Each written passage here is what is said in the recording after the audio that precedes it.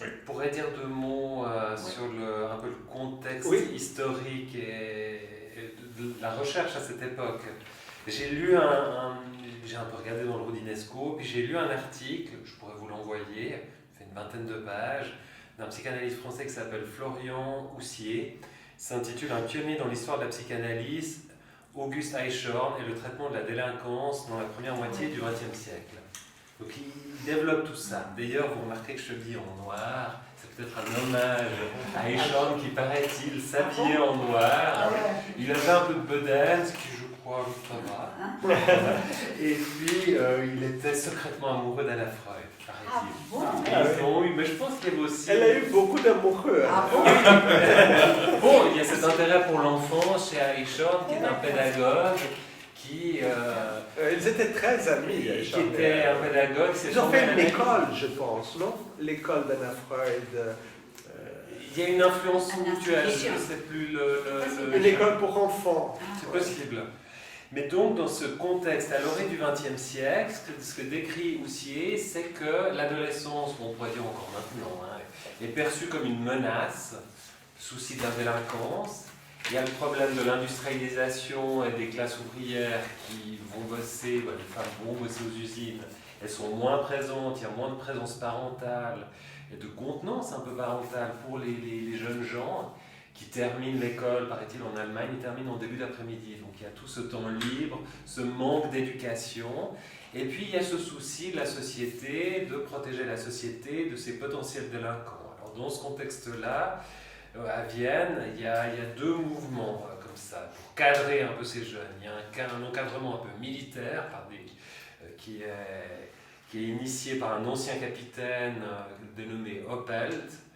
Et puis il y a ces analystes, Paul Federn, Siegfried Bernfeld et puis Auguste Eichhorn, qui veulent instaurer justement une nouvelle pédagogie et écouter ces jeunes, les encadrer autrement.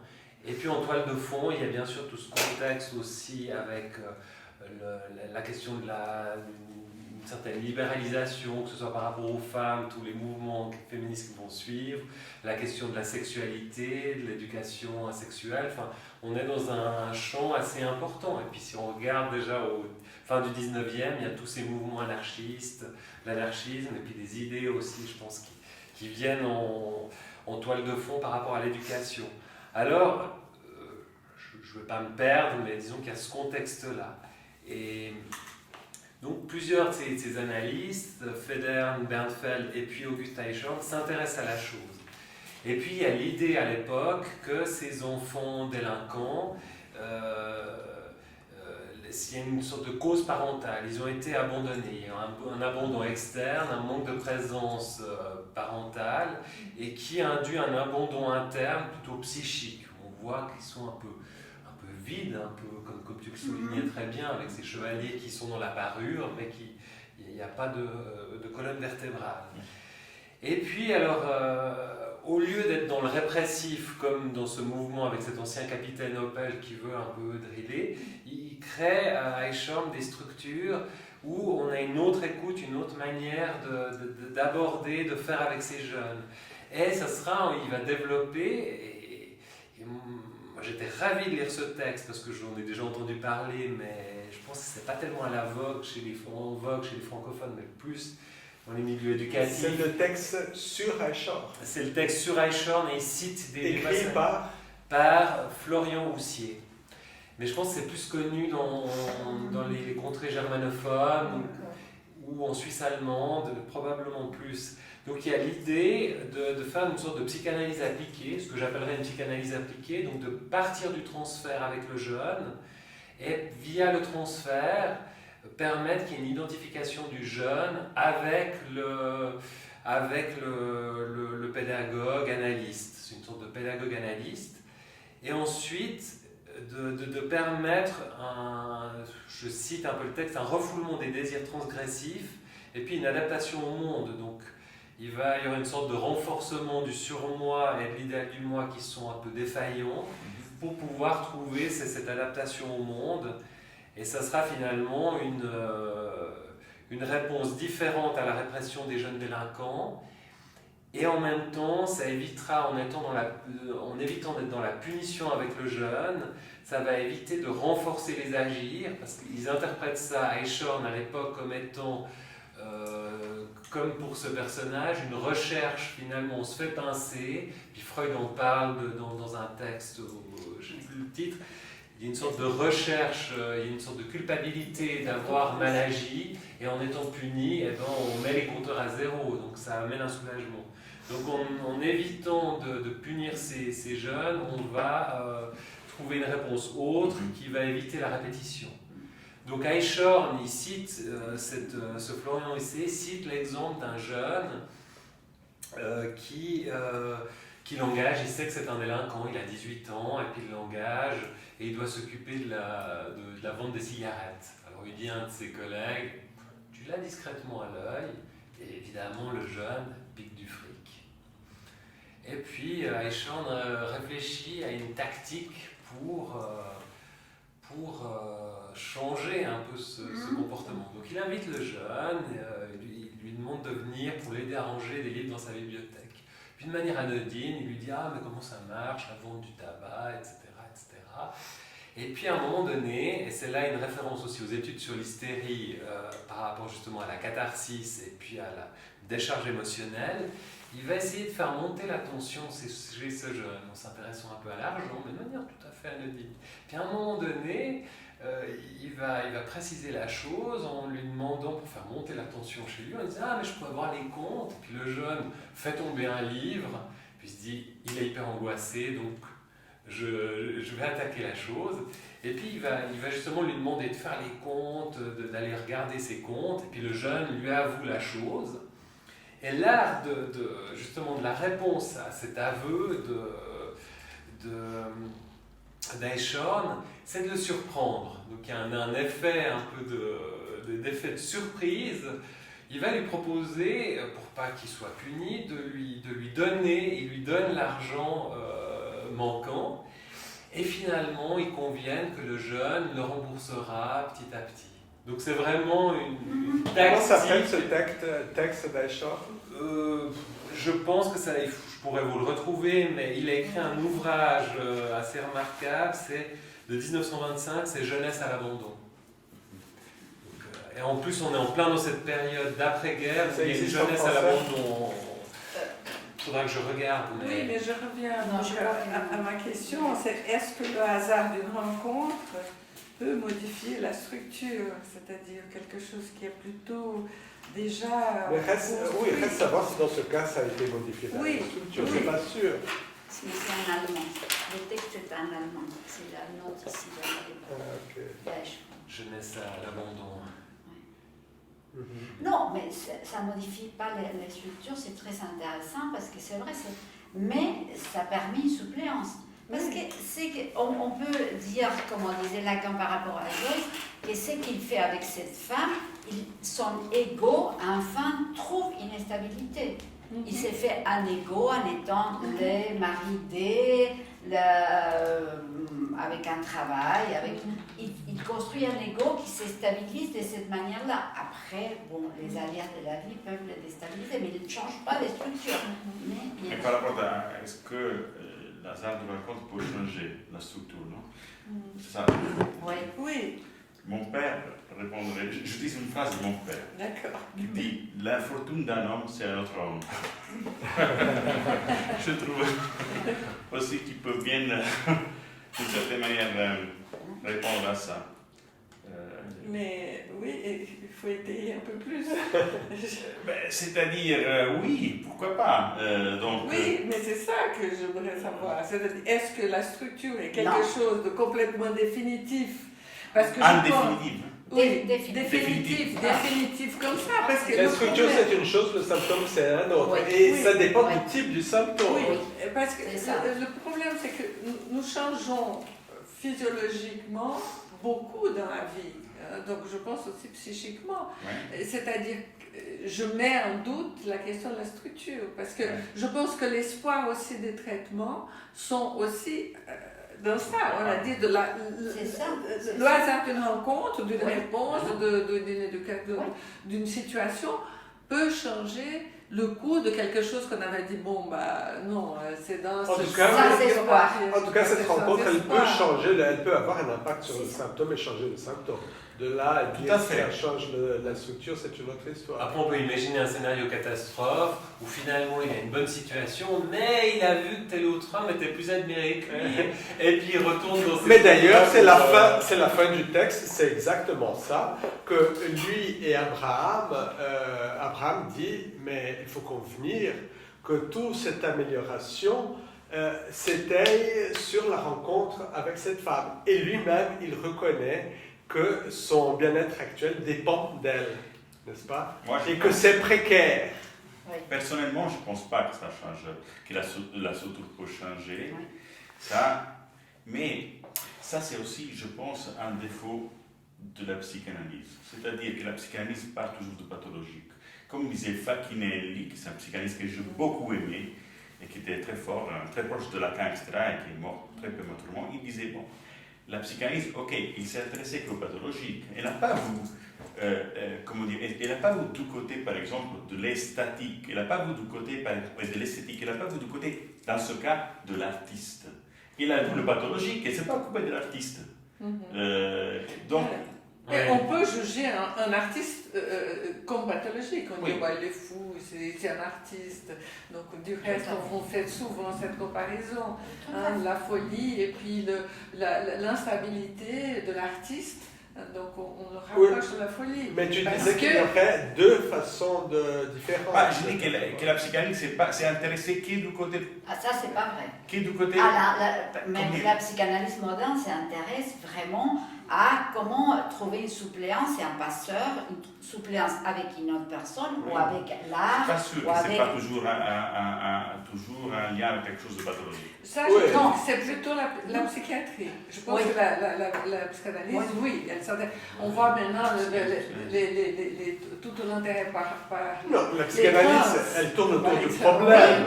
Il ne s'agit pas, ce n'est pas la psychologie positive. C'est ça. Non. Elle est le contraire de la psychologie positive. Tout à fait. Comment faire avec... C'est la psychologie négative. Mais on va utiliser quand même les aspects positifs qu'amène le patient pour trouver une stabilisation. Quelqu'un qui écrit bien, peut-être qu'il trouve une suppléance, une stabilisation à quelque chose. Et d'ailleurs, on peut même trouver une psychanalyse tout à fait pessimiste qui dit que c'est négatif et ça le sera tout le temps, il n'y a rien à faire.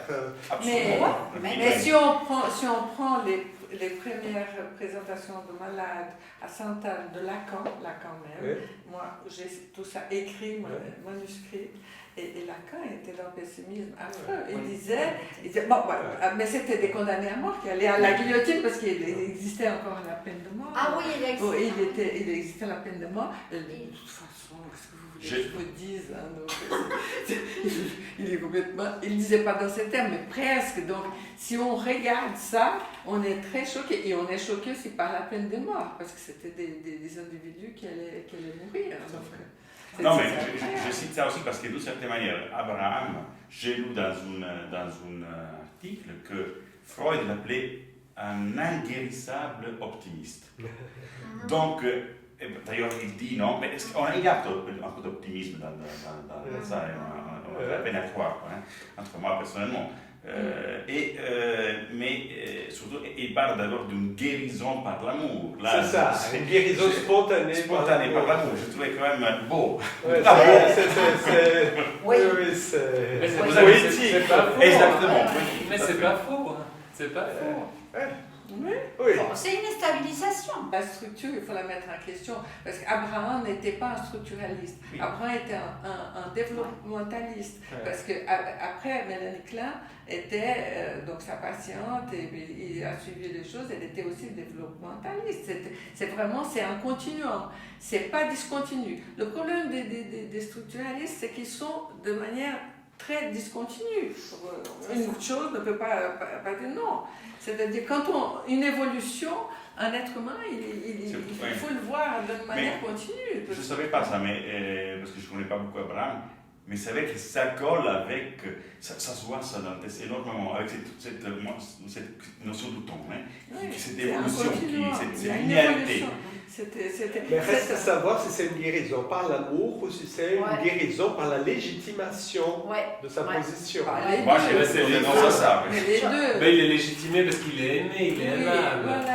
Voilà, j'ai trouvé Parce qu'il qu'il est est aimable. aimable. Je suis un continuiste, développementaliste, ce qui n'est pas bon. On est romantique. Mais c'est très romantique. Moi, je croyais que je lis du Stefan Zweig en même temps. Je me dis, c'est génial. Stefan Zweig. Il écrit très bien, c'est très bien écrit. Mais le problème, c'est que la position de la femme chez lui, c'était horrible. Et que j'ai un peu d'antipathie. Mais quand on va y venir, parce que je vais parler un mot j'aimerais dire un mot sur Abraham. J'aimerais encore dire sur ce cas proprement dit, où il défend la question de l'acquisition précoce par rapport à l'origine innée. Et en fait, là, il défend la théorie de la libido par rapport à la théorie du traumatisme, puisqu'on se rappelle que Freud, au début, dans les études sur l'hystérie, l'origine des symptômes était plutôt le traumatisme ou l'abus sexuel précoce, etc. Et puis ensuite, c'est devenu la question de la théorie de la libido freudienne, et que Abraham, il développe la théorie de la libido d'une façon très précise, très particulière, très propre. N'est-ce pas?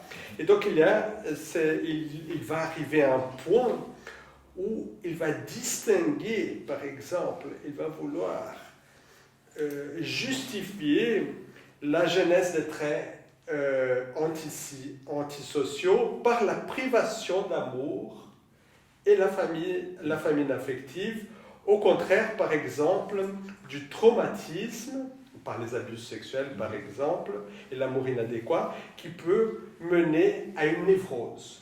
Donc le traumatisme et les abus sexuels mènent à une névrose, la privation d'amour et la famine affective mènent à la genèse des traits antisociaux. Bref, il essaye là d'expliquer ce que Freud appelle le choix du symptôme.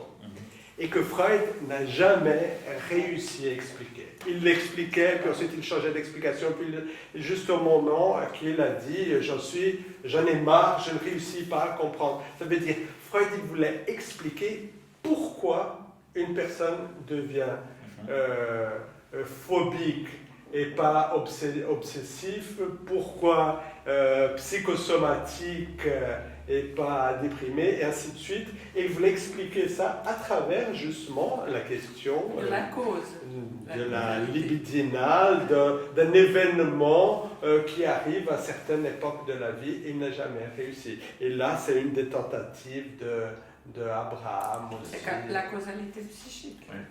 On cherche... Du symptôme, oui. Oui, tout à fait. Il y a une autre chose que je trouvais important par rapport au texte, c'était, et on retrouve ça, ce même, et là je trouve que c'est justement très positif, et là je vais en faux par rapport à ce que tu disais à la psychanalyse, je trouve que bien sûr qu'il y a des côtés très, très sombres dans la psychanalyse, mais quand même quand on lit les neuropsychoses de défense de Freud, il s'oppose à la théorie de la dégénérescence qui était en vogue au 19e et même au début du 20e, pour parler justement, et ça rebondit avec votre idée, une sorte de choix quelque part, le sujet hystérique crée un symptôme pour se défendre d'un traumatisme, donc il y a quelque chose d'actif. Il y a la même chose avec, on retrouve chez Abraham, c'est-à-dire il critique aussi la notion de dégénérescence, qu'on retrouve justement avec, dans cette époque, où c'est peut-être un poil plus tard, mais avec Cesare Lombroso, avec la notion de criminel né, il y a comme ça des stigmates, des gens, c'est l'hérédité qui fait, donc il amène quelque chose, à la fois il dit, il y a une causalité, un manque affectif, mais on va essayer de le combler ce manque par une relation transférentielle, et puis il fait venir Eichhorn, enfin ce que je vous ai dit. Donc il y a quand même un traitement qui est proposé. Et c'est pas seulement d'enfermer les jeunes. Donc quelque part, c'est aussi très. Il y a un optimisme, mais qu'il faut avoir un petit peu, je trouve. Sinon, on se morfond avec des antidépresseurs. Non, mais je suis d'accord. C'est très bien dit. Mais par contre, Lacan était toujours méfiant par rapport à la criminalité. Lui, il disait qu'il ne faudrait pas que les analyses se promènent dans les couloirs des prisons. Il était un peu plus sceptique et on voit, par contre, ce que tu appelles la psychologie positive, qu'est-ce que les dégâts qu'il fait. On l'a vu récemment à Genève avec ces messieurs qui avaient violé et puis qu'on faisait une thérapie avec les chevals. On a mis une femme, il a fini pour assassiner c'était la faute du psychiatre plutôt et la faute du thérapeute que la faute du monsieur qui était assez fou. Mais là, c'est dangereux. La psychanalyse, dans ces cas-là, elle est pessimiste, mais elle pense aussi qu'on peut trouver une certaine stabilité. Si les conditions changent, la stabilité peut aussi, comme on a, même dans les cas de Joyce a trouvé, et puis il s'est fait un nom, mais il s'est déstabilisé les dernières années de sa vie quand il a écrit Finnegan's Wake. On ne sait jamais combien de temps ça peut durer aussi. C'est pas un truc pessimiste. Je pense qu'il saisit quelque chose du réel. Et Abraham, il est là aussi. Pour l'instant, ça c'est très bien. C'est une très bonne solution. Ça va durer. C'est une lucidité. Nobody knows. Voilà, c'est bien dit. Absolument. Oui, je pense que c'est une lucidité sur la nature humaine. C'est raconter des histoires. Oui, tout à fait. Il me semble.